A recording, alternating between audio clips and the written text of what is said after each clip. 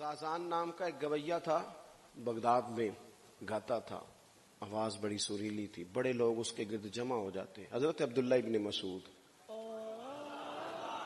رضی اللہ تعالیٰ عنہ، حضرت عبداللہ ابن مسعود، یہ وہ خوبصورت ہستی ہیں کہ محبوب نے فرمایا ان سے قرآن سیکھا کرو، یہ اسی طرح پڑھتے ہیں جس طرح میرے اوپر نازل ہوا تھا.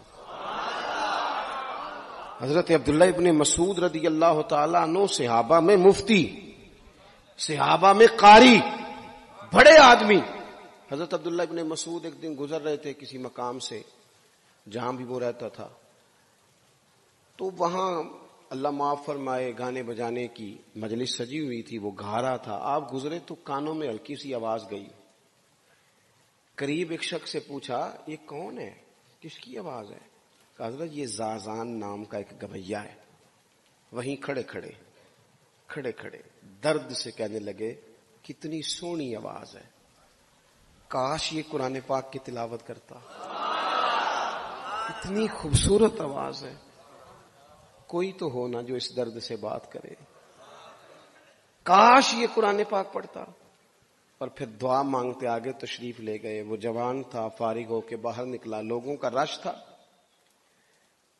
ایک شخص نے اسے روکے کہا زازان ادھر آ. پتہ آج کیا ہوا؟ کہا جناب کیا؟ کہنے لگے جانتے ہو حضرت عبداللہ ابن مسعود کو؟ کہا جانتے ہیں. فرمایا وہ صحابی رسول صلی اللہ علیہ وسلم آج گزرے، تیری آواز ان کی سماعتوں سے ٹکرائی تو فرمانے لگے کاش یہ قرآن پاک پڑھتا. کہنے لگا صحیح بتاؤ انہوں نے میرا نام لیا ہے؟ صحیح بتاؤ میرے لیے کہا انہوں نے؟ میرے جیسے شخص کے لیے میں سوچ بھی نہیں سکتا. میں کہاں وہ کہاں، میرا نام لیا ہے. کہاں؟ تھوڑی دیر رکا، چند لمحوں پتہ نہیں سوچے کہاں کہاں کا سفر کر کے آئیں.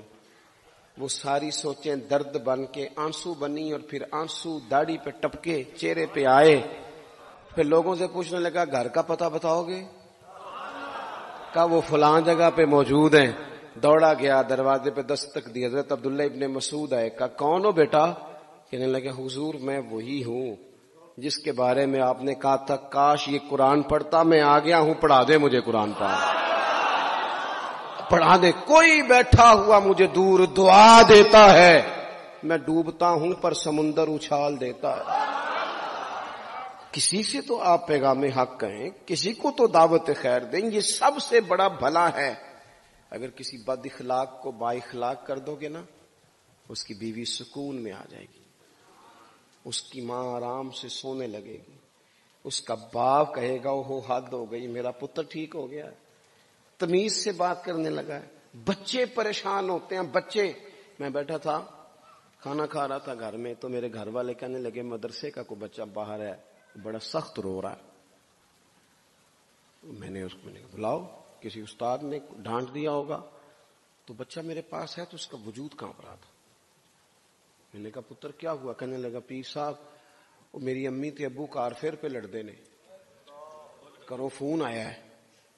تو میں نے کہا بیٹا پریشانی کی کیا بات ہے؟ کہنے لگے بڑی سخت لڑائی ہوتی ہے، میرے والد میری اماں کو مارتے، پھر ہم سارے بہن بھائی نا چار پائیوں کے نیچے چھپتے ہیں.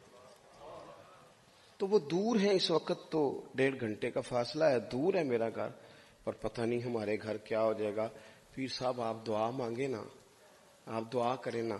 اس بچے کی کیفیت اور اس کے اوپر چھائی ہوئی آزمائش اور اس کے طبیعت میں اسے دیکھ کے میرے آنسو نکل گئے.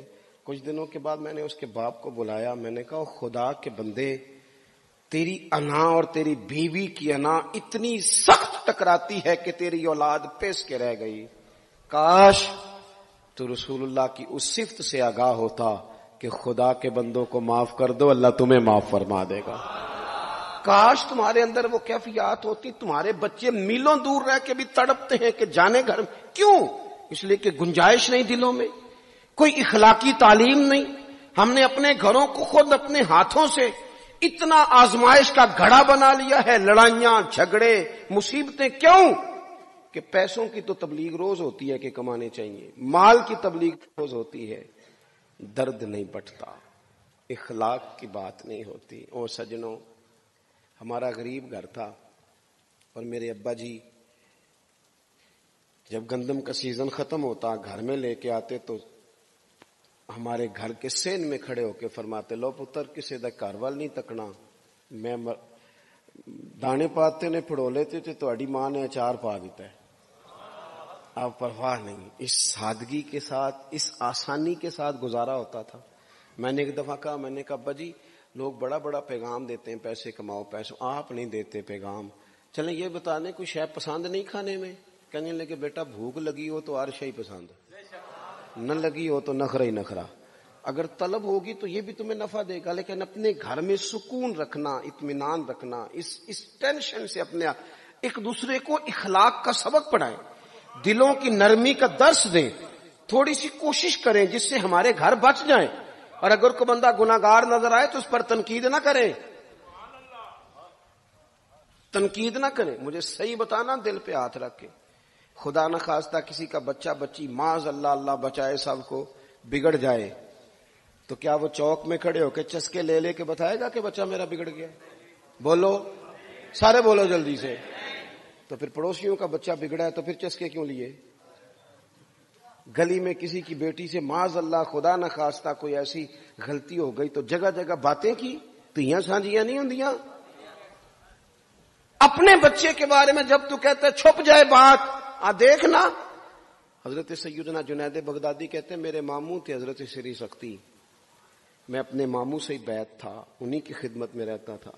فرماتے ہم جا رہے تھے, ایک دن انہوں نے چھڑی پکڑی ہے, ایک ہاتھ میں مجھے تھاما. تھوڑا آگے گئے تو رش تھا, چند لوگ کھڑے تھے. تو حضرت سری سختی مجھ سے کہنے لگے جنید دیکھ تو صحیح رش کیوں ہے. تو میں گیا تو ایک نوجوان شراب پی ہے, معاذ اللہ نشے میں دھت لیٹا ہے, ارد گرد لوگ کھڑے, اور وہ چونکہ پوری طرح اس پر نشہ غالب ہے تو اول فول باتیں کر رہا ہے, لوگ بھی اس کے ساتھ جو ہے وہ ہنسی مذاق کر رہے ہیں, اس کا مذاق اڑا رہے ہیں, رش ہے. میں نے آ کے کہا حضور دفع کریں, ایک شرابی لیٹا ہے, لوگ بھی مذاق اڑا رہے ہیں اور بس ایسے شغل لگا ہوا ہے. سارے لوگ تماشبین نہیں ہوتے. حضرت فرمانے لگے نہیں جنید ایسے کیسے چلے جائیں, چل نہ مجھے لے چل. کہتے ہیں بوڑھے شیخ, ہاتھ میں نے تھاما تو وہاں لے گیا. حضرت نے لوگوں کو ڈانٹا چلو دوڑو. پرانے زمانے میں لوگ بزرگوں کی حیا کرتے تھے, سب لوگ وہاں سے چھٹ گئے. کہتے ہیں مجھے فرمانے لگے جنید جا پیالے میں پانی لا. کہتے ہیں میں ایک پیالے میں پانی بھر کے لایا, انہوں نے اپنے بوڑھے ہاتھوں سے اس کا منہ دھویا, اس کے چہرے پہ پانی ڈالا, اس کا منہ صاف کیا, پھر اسے کھڑا کیا, اسے گھر بھیجنے کو کہا.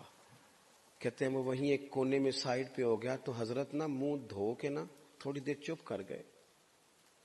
پھر 2-3 لمحے گزرے تو ان کی آنکھوں میں زور زور سے آنسو ٹپکے اور ہاتھ اٹھا کے کہنے لگے مالک میں تیرا کمزور بندہ ہوں, میں منہ دھو سکتا تھا, میں دل تو نہیں نہ دھو سکتا. جو میرے اختیار میں تھا میں نے کر دیا, باقی تو مقلب القلوب ہے, کر نہ کرم.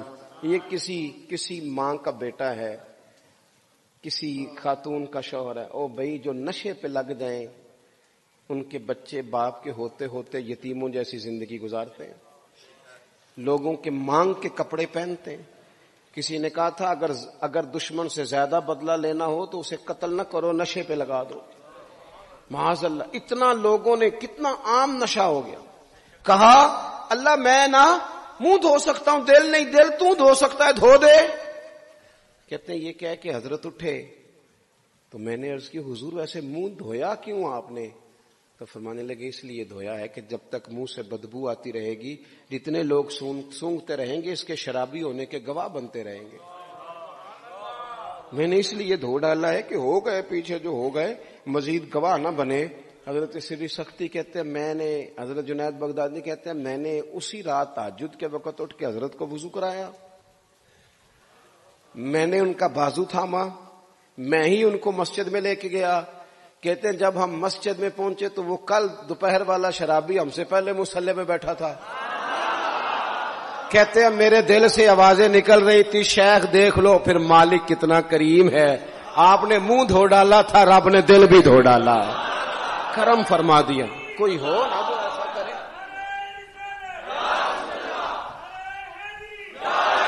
آؤ نا سنگیوں ملے, ایک دوسرے کا منہ تو دھونا شروع کرے نا. آؤ نا ایک دوسرے کو یہاں تک وضو کا پانی تو فراہم کرے نا, کچھ تو خیر تقسیم کرے. اخلاقی تربیت کا میں دیکھتا ہوں ہمارے وطن میں اضطراب ہے، بے چینی ہے، اس طرح کا ماحول بنایا گیا ہے کہ لوگ ایک دوسرے کے حق میں سخت ہو گئے ہیں، مزاجوں میں تلخیاں ہیں، لڑتے جھگڑتے ناراض ہوتے لوگ، بگڑتے کوستے ڈانٹتے شکوے کرتے لوگ۔ شکوہ جو ہوتا ہے نا یہ بندے کو بے چین کر دیتا ہے، شکر بندے کو سکون میں مبتلا کرتا ہے۔ شکوے آزمائشیں اپنے دلوں میں وسعت لائیں، ایک دوسرے کو اصلاح کی طرف لائیں، ایک دوسرے کو پیغام دیں، ایک دوسرے کی تربیت کریں، تھوڑا سا حوصلہ، تھوڑا سا صبر، تھوڑی سی گنجائش اپنی طبیعتوں میں پیدا کریں۔ اپنے بچوں پر سب سے زیادہ نگرانی یہ کریں کہ ان کا اخلاقی معیار کیا ہے۔